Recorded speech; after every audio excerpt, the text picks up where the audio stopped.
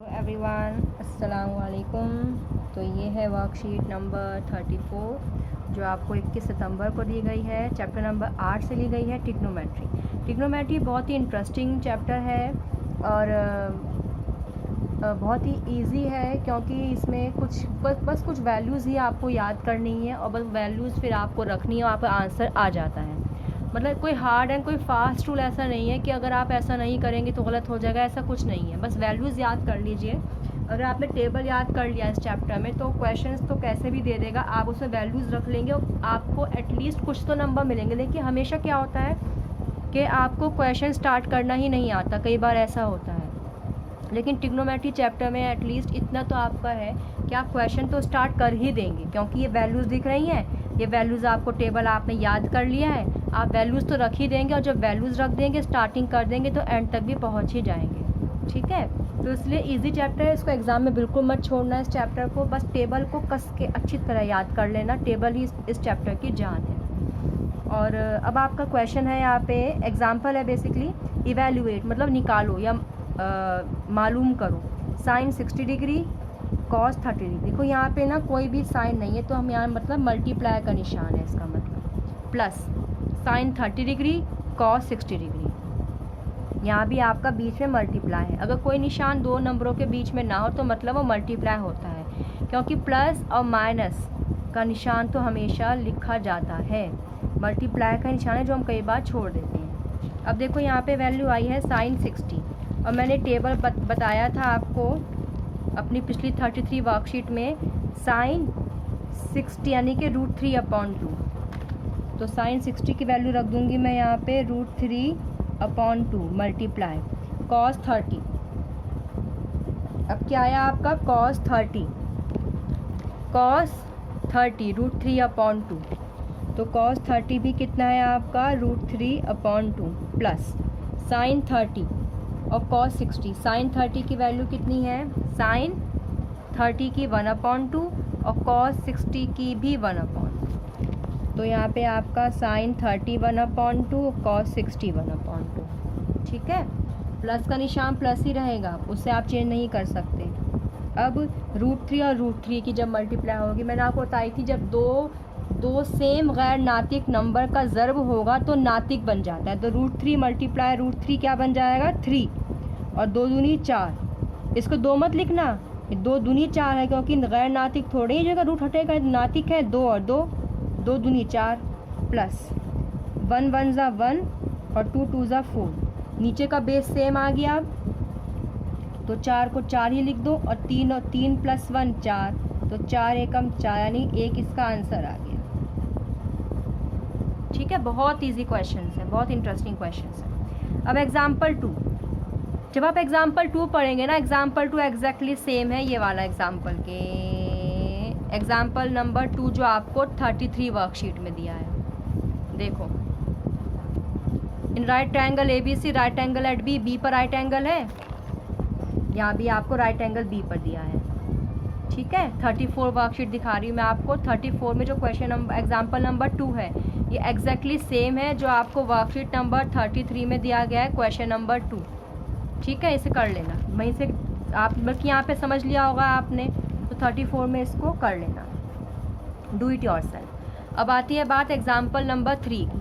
Example number 3 बहुत ज़्यादा important है। अभी तक मैंने किसी क्वेश्चन के आगे इम्पॉर्टेंट नहीं लिखा था, तो इसके आगे मतलब ये सच में इम्पॉर्टेंट है, बहुत बार बोर्ड एग्जाम्स में आ चुका है ये। ठीक है, बहुत ज़्यादा इम्पॉर्टेंट है, आपकी बुक का क्वेश्चन है।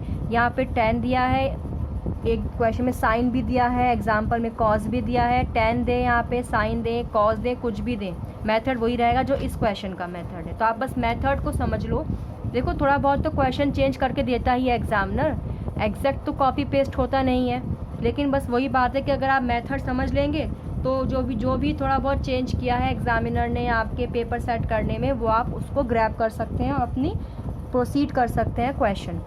तो just try to understand the method, what method I am using to solve this question, उसको पिक करने की कोशिश करो। तो आपका यहाँ पे क्या दिया है, सबसे पहले वही बात है कि दिया क्या है, पूछा क्या है, इन दो के इर्द गिर्द पूरी कहानी होती है आपकी।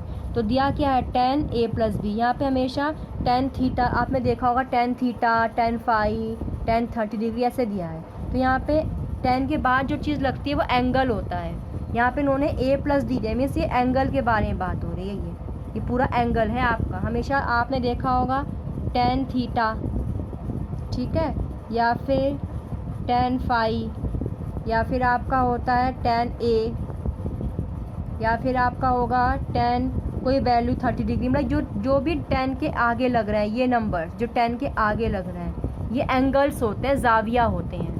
एंगल तो कुछ भी रख सकता है, मैंने बताई पहले ही आपको बात, एंगल तो कुछ भी ले सकता है वो क्वेश्चन में। अब उसने a+b ले लिया, a+b पूरा एक एंगल है आपका, दो एंगल नहीं है, एक ही एंगल है क्योंकि एक ब्रैकेट में लग रहा है। तो मेरे पास क्या है यहाँ पे tan a+b कितना दिया है मुझे, √3 दिया है। तो मैं यहाँ पे tan a+b इक्वल्स टू √3 मुझे पता है tan में वैल्यू होती है tan 60 की, tan 60 की होती है √3। तो मैं √3 की जगह tan 60 लिख सकती हूँ, tan 60 डिग्री लिख दिया, ठीक है, tan 60 मैं लिख दिया √3 की जगह।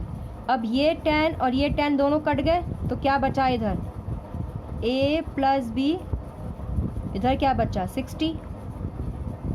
ये आपकी इक्वेशन 1 आ गई, ठीक है। अब नीचे वाली इक्वेशन लो, tan a-b इक्वल्स टू 1/√3। तो tan a-b equals to 1/√3। tan में किसकी वैल्यू है, 1/√3 tan में है 30 डिग्री की, tan 30 डिग्री की 1/√3 है। तो मैं यहाँ पे क्या लिख दूँगी, tan 30 डिग्री। तो tan से tan कट गया, क्या बचा a-b, इधर क्या बचा 30 डिग्री। यह आपकी इक्वेशन 2 आ गई। पहले आपने एक इक्वेशन को लिया, √3 की वैल्यू रखी और ये आंसर आ गया, tan से tan कट गया। कोशिश करना कि ऐसी वैल्यू लो जो इधर भी हो, tan है यहाँ तो tan की वैल्यू में ही रखना tan 60, ताकि tan से tan कट जाए, ठीक है। अब आपकी दो इक्वेशन बन गई, क्या बन गई, a+b इक्वल्स टू 60 डिग्री, और अब बन गई आपकी a-b इक्वल्स टू 30 डिग्री। दो इक्वेशन बन गई। अब देखो elimination method, chapter number 3 pair of linear equations, आपको मैंने करवाया था चैप्टर नंबर 3 आपका, जहाँ पे दो इक्वेशंस, दो मसावात होती हैं और उन्हें आप हल करते हैं। 3 मेथड कराए थे आपको, नहीं 2 मेथड, क्योंकि तीसरा मेथड तो आपके सिलेबस में नहीं है इस साल। 2 मेथड करवाए थे, एक तो मैंने कराया था बदल का तरीका, सब्सटीट्यूशन मेथड, एक था अखराज का तरीका, एलिमिनेशन मेथड। उसमें साइंस, उसमें पहले कोफिशिएंट सेम करते थे, फिर प्लस माइनस करते, शायद आपको याद हो। तो देखिए ऐसे लाइन कर दी, यहाँ भी 1 है, यहाँ भी 1 है, यहाँ भी 1 है, यहाँ भी 1 है, कोफिशिएंट हमें बदलने की ज़रूरत ही नहीं है।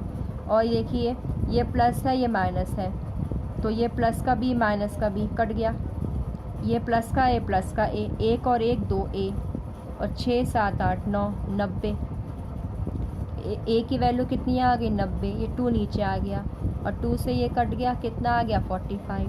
तो a की वैल्यू कितनी आ गई 45 डिग्री।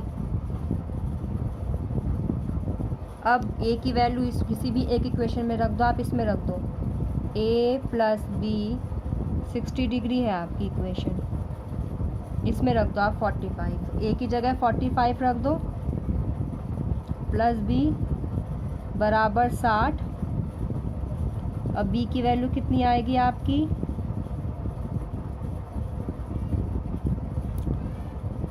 60 माइनस 45, तो 10 में से 5 गया 5, और 5 में से 4 गया 1, यानी b की वैल्यू 15 डिग्री आ गई। ठीक है। अब देखिए इसमें क्या है, इन्होंने कहा फाइंड a और b निकाल लिए, a 45 और b 15, लेकिन क्या मेरा आंसर सही है। अब यहाँ से अब आती है बात इसकी, ये बहुत इंपॉर्टेंट चीज़ दी है, a b से बड़ा है, तो देखो a 45 और b 15, ए 45 है, बी 15 है, तो बड़ा ही तो है, यानी कि मेरा ये पॉइंट सही हो गया। अब आती है बात ये, ए प्लस बी जो है वो 90 से छोटा होगा और 0 से बड़ा होगा। करके देख लो ए प्लस बी, ए प्लस बी आप करके देख लो। ए प्लस बी, ए प्लस बी यानी कि 45 और 15 कितना के 5 5 10, 0 1 गोज़ अप, 5 और 1 6, 60 डिग्री। तो इसने यानी कि 60 आ गया। तो इसने क्या बोला, ए प्लस बी 90 से छोटा होगा और 0 से बड़ा। तो देखो वही तो आया, ए प्लस बी 60 डिग्री आया। 60 डिग्री क्या होता है, 90 से छोटा और 0 से बड़ा, यानी कि मेरे पास ये भी हो गया सेटिस्फाई, मीन्स मेरे पास आंसर सही आया। ठीक है, देख लीजिए मेरे पास ये आंसर सही आया। अब करते हैं हम क्वेश्चन नंबर 4। अब आता है ये एग्जाम्पल नंबर 4, जो ऐसे दिया। लग तो भाई बहुत ही डेंजरस क्वेश्चन रहा है, बहुत लंबा, लेकिन है बहुत ही ईजी। क्यों? क्योंकि मुझे टेबल याद है इसलिए ईजी है। लेकिन मैं अभी आपको टेबल याद नहीं करूँगी, नहीं वो होगा, अभी मैं आपको पीछे टेबल देख के समझाऊँगी। ठीक है, क्योंकि अगर मैं डायरेक्ट लिख दूँगी तो आप नहीं समझ पाएंगे, क्योंकि टेबल मुझे याद है, अभी आपको याद नहीं हुआ। लेकिन आप इस वर्कशीट को पूरा करते करते टेबल याद कर लीजिएगा तो आपके लिए बेहतर होगा। तो साइन 30, ये रहा साइन 30 यानी कि 1/2। तो आप साइन 30 की जगह क्या रख देंगे, 1/2 प्लस, प्लस का प्लस, 10 45 1 होता है, 45 1, तो 10 45 1 आया आपका, माइनस कॉसेक 60, कॉसेक 60 2/√3, 2/√3 पूरी लाइन कर दी बड़ी सी। अब सेक 30, सेक 30 यानी कि 2/√3 plus cos 60, cos 60 1/2 plus cot 45, cot 45 1। ये आपने सिर्फ वैल्यूज़ रख ली। ठीक है, वैल्यूज़ मुझे याद थी, आपको भी याद हो जाएंगी, बस वैल्यू तो पुट करनी। अब तो आप सिंपल प्लस माइनस कर लो, क्या जा रहा है, इस नीचे 1 लगा दो, कुछ नहीं है, इसके लिए 1 लगा दो, कुछ नहीं है। अब 2 1 और √3 का एलसीएम ले लो। √3 और 2 का इसका क्या आएगा, 2√3 एलसीएम आएगा। क्यों आएगा 2√3 एलसीएम? इसलिए आएगा भाई कि 2 का टेबल पढ़ो और √3 का टेबल पढ़ो। कोई भी ऐसा नंबर नहीं जो 2 और √3 दोनों में आ रहा हो, तो दोनों को आपस में मल्टीप्लाई कर दो। ठीक है, 2√3 को आपस में मल्टीप्लाई कर दो। देखो एलसीएम में क्या होता है, कोई भी ऐसा नंबर जो दोनों की टेबल में आता है ना, वो एलसीएम होता है। लेकिन अगर कभी ऐसा हो कि कोई भी चीज़ ऐसी, कोई भी ऐसा नंबर ना आ रहा हो जो दोनों के टेबल में आए, तो उन दो नंबर्स को मल्टीप्लाई कर देते हैं। 2√3, अब 2 से 2 छुप गया, बचा क्या, √3, और √3 को ऊपर वाले 1 से मल्टीप्लाई कर दो, तो √3 और ऊपर वाला मल्टीप्लाई, प्लस का प्लस। अभी सिर्फ इसके बारे में बात हो रही है, कंफ्यूज मत होना, इसको मत देखो अभी आप, सिर्फ इसको देखो। अभी 1 को 2/2√3 से मल्टीप्लाई करो और ऊपर वाला मल्टीप्लाई, जो ऊपर होता है मल्टीप्लाई होता है, माइनस का माइनस, √3 से √3 कट गया, बचा क्या 2, और ऊपर वाला मल्टीप्लाई। अब इस पे आओ, एक लंबी सी लाइन कर दो। अब यहाँ भी 2√3 एलसीएम आ गया आपका, √3 से √3 कट गया, बचा क्या 2, और ऊपर वाला मल्टीप्लाई, प्लस का प्लस। देखो इस 2 से ये 2 कट गया, इस 2 से 2 कट गया, √3 बचा, √3 ऊपर वाला मल्टीप्लाई, प्लस का प्लस, और 2√3 तो आपका 1 से मल्टीप्लाई ही होगा। अब ये 2√3 कट गया, √3 1 जा √3 प्लस 2√3 1 जा 2√3, अब -4, 2 2 जा 4 प्लस √3 और प्लस 2√3। अब यक्सा यक्सा आप सॉल्व कर दो। √3 यक्सा हैं तो 1√3 2√3 कितना बनेगा 3√3 और -4। ये नहीं कर सकते क्योंकि ये आपका नातिक है, ये गैर नातिक है। तो गैर नातिक कभी भी नातिक से कभी माइनस प्लस नहीं होता। नातिक नातिक सॉल्व होते हैं, गैर नातिक सॉल्व होते हैं, मतलब माइनस प्लस होते हैं। ऐसे ही आपका 4 ऐसे ही रहेगा इसमें, और 2 और 1 3√3 और ये आपका आंसर आ गया। आंसर क्यों आ गया? क्योंकि इसके आगे मैं सॉल्व नहीं कर सकती, क्योंकि ये आपका गैर नातिक हो गया, ये नातिक हो गया, दोनों यकसा नहीं है। तो बस ये आपका आंसर आ गया। ठीक है, एग्जाम्पल नंबर 4 है आपका वर्कशीट नंबर 34 का। अब आपको टेबल याद करने पड़ेगा क्योंकि बिना टेबल के आप क्वेश्चन नहीं कर पाएंगे। ठीक है।